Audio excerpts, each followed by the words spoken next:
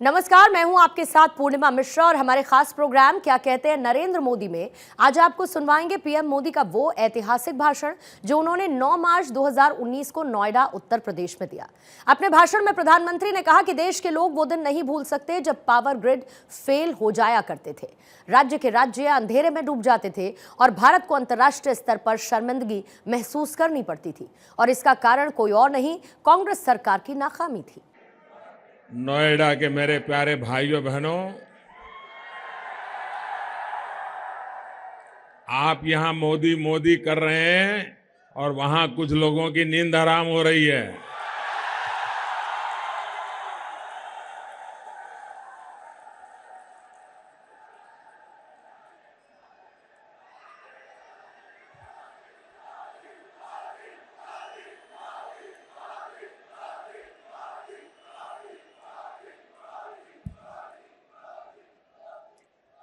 साथियों, वो भी कुछ दिन थे जब नोएडा, ग्रेटर नोएडा की पहचान सरकारी धन की लूट, अथॉरिटी और टेंडर में होने वाले नए नए खेल, जमीन आवंटन में होने वाले घोटालों की वजह से बनी। जब भी नोएडा की बात आती थी तो पहले ऐसी ही खबरें आया करती थी। ऐसा होता था कि नहीं? आपको बुरा तो नहीं लगा ना मैं कह रहा हूं? ये सच्चाई है कि नहीं है? अब आज नोएडा, ग्रेटर नोएडा की पहचान विकास और परियोजनाओं, रोजगार के नए अवसरों से है। मेरा देश, मेरा उत्तर प्रदेश वाकई बदल रहा है, आगे बढ़ रहा है। भाइयों और बहनों, नोएडा आज मेक इन इंडिया के बड़े हब के तौर पर विकसित हो रहा है। आज भारत दुनिया में मोबाइल फोन बनाने में दूसरे नंबर पर पहुंचा है। तो उसमें नोएडा की बहुत बड़ी भूमिका है। 2014 से पहले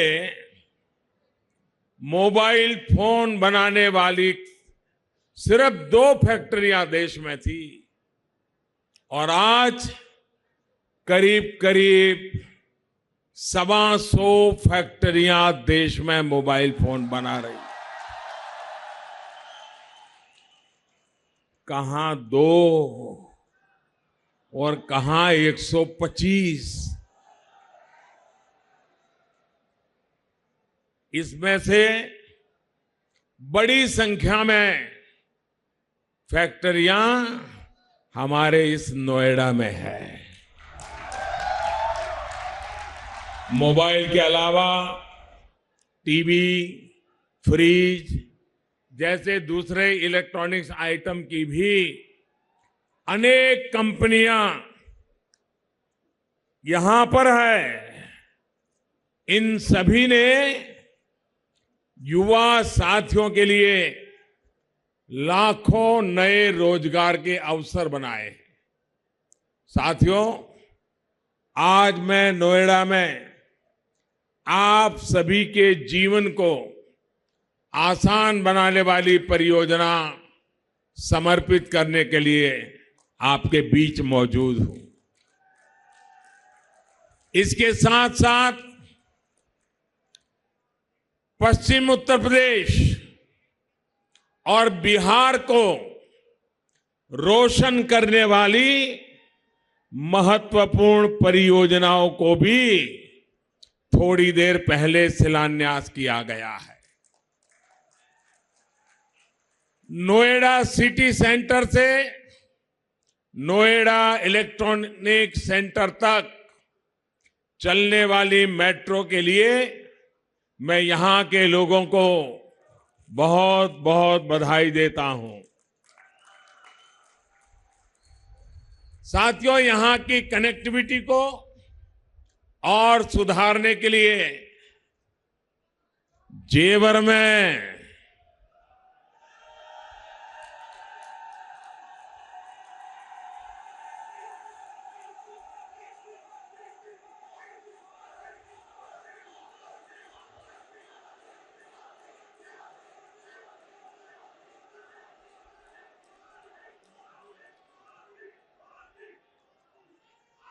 जेवर में देश का सबसे बड़ा हवाई अड्डा बनने जा रहा है। इससे जुड़ी तमाम प्रक्रियाओं को तेज गति से पूरा किया जा रहा है और इससे नोएडा की एयर कनेक्टिविटी दूसरे शहरों से जुड़ जाएगी और अब दिल्ली जाने की जरूरत नहीं पड़ेगी। मैं समझता हूं जेवर एयरपोर्ट पश्चिमी यूपी के लिए एक स्वर्णिम अवसर लेकर के आएगा।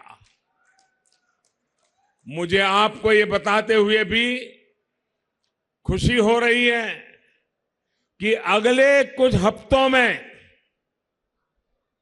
उड़ान योजना के तहत अब बरेली से भी उड़ानें शुरू हो जाएगी। इसके लिए टर्मिनल बिल्डिंग व अन्य कार्यों को पूरा कर लिया गया है। साथियों, उड़े देश का आम नागरिक इस लक्ष्य के साथ शुरू की गई उड़ान योजना के तहत अब तक 120 रूट को शुरू किया जा चुका है। इसकी वजह से देश के अनेक टियर 2 और टियर 3 शहर भी पहली बार एयर कनेक्टिविटी से जुड़े हैं। इससे इन शहरों की इकोनॉमी को भी बढ़ावा मिल रहा है।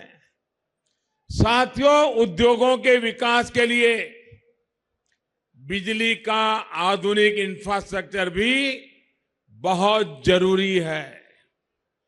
आज 2 और बड़े पावर प्लांट का शिलान्यास यहां से किया गया है।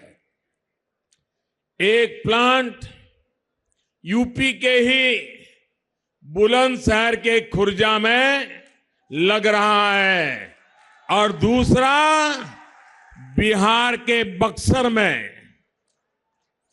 खुर्जा वाले प्लांट पर 12,000 करोड़ रुपए से अधिक का खर्च आएगा और बक्सर वाले थर्मल प्लांट पर करीब 10,000 करोड़ रुपए। बक्सर जैसा साथी अभी वीडियो कॉन्फ्रेंस से मेरे साथ जुड़े हुए हैं। इतनी ही भारी भीड़ मैं यहां टीवी स्क्रीन पर बक्सर के लोगों की भी देख रहा हूं। मैं यहां से दूर से उनको भी प्रणाम करता हूं और इस शुभ अवसर पर उनको भी बधाई देता हूं। बक्सर में बनने वाले थर्मल प्लांट 2015 में घोषित किए गए प्रधानमंत्री पैकेज और पूर्वी भारत को देश का ग्रोथ इंजन बनाने का हमारे विजन का हिस्सा है।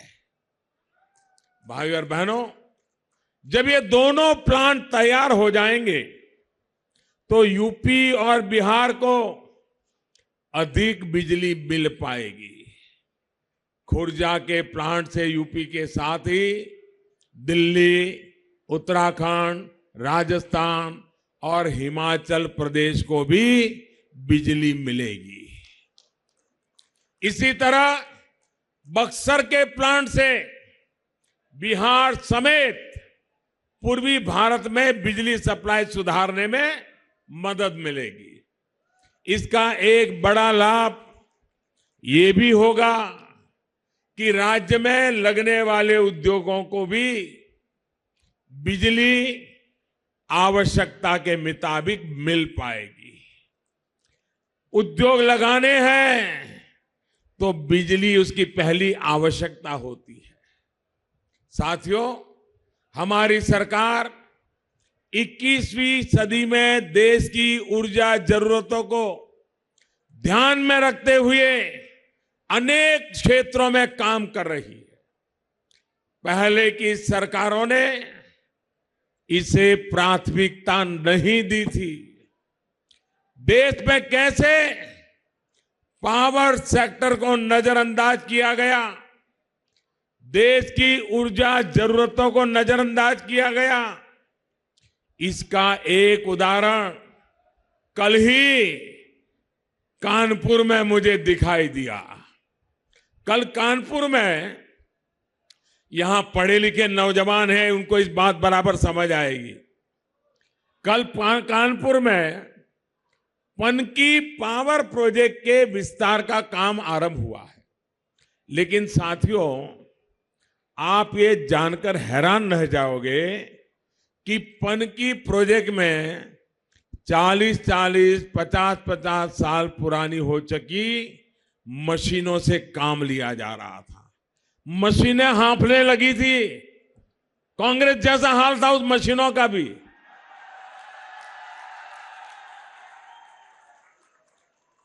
नतीजा ये था कि जो बिजली वहां बन भी रही थी उसकी कीमत आ रही थी 10 रुपये प्रति यूनिट। आज जब हम सौर ऊर्जा से 2 रुपये 3 रुपये प्रति यूनिट बिजली की बात करते हैं तो सोचिए 10 रुपये प्रति यूनिट बिजली पैदा करके किसका भला हो रहा था, लेकिन चल रहा था। साथियों, पहले की सरकारों के इसी रवैये ने देश के पावर सेक्टर को खस्ता हाल कर दिया था। देश के लोग वो दिन नहीं भूल सकते जब टीवी चैनलों पर ब्रेकिंग न्यूज चला करती थी कि पावर प्लांट्स में 1-2 दिन का ही कोयला बचा है। पावर सेक्टर की अव्यवस्था का ये वो दौर था जब ग्रिड फेल हो जाया करते थे, राज्य के राज अंधेरे में डूब जाते थे, भारत को अंतर्राष्ट्रीय स्तर पर शर्मिंदगी महसूस करनी पड़ती थी। देश के पावर सेक्टर को सुधारने के लिए इसलिए हमारी सरकार ने नई अप्रोच के साथ, नई नीतियों के साथ काम किया। हमने 4 चीजों पर फोकस किया, 4 अलग अलग स्तरों पर काम किया। प्रोडक्शन, ट्रांसमिशन, डिस्ट्रीब्यूशन और कनेक्शन। अगर प्रोडक्शन नहीं होगा, बिजली का उत्पादन नहीं होगा, ट्रांसमिशन डिस्ट्रीब्यूशन सिस्टम मजबूत नहीं होगा, तो कनेक्शन की चाहे जितनी बातें कर ले जाए, घर घर बिजली नहीं पहुंच सकती है। इसलिए 2014 में सरकार बनने के बाद हमने सबसे पहले बिजली के प्रोडक्शन पर बढ़ाने पर जोर दिया। सौर ऊर्जा, पानी से बनने वाली ऊर्जा, कोयले से बनने वाली ऊर्जा और न्यूक्लियर पावर, सभी से उत्पादन बढ़ाने की दिशा में काम शुरू हुआ। जिस कोयले के आवंटन में देश में करोड़ों का घोटाला हुआ था, उसी कोयले की नीलामी के लिए हमारी सरकार ने देश को एक पारदर्शी और आधुनिक व्यवस्था दी।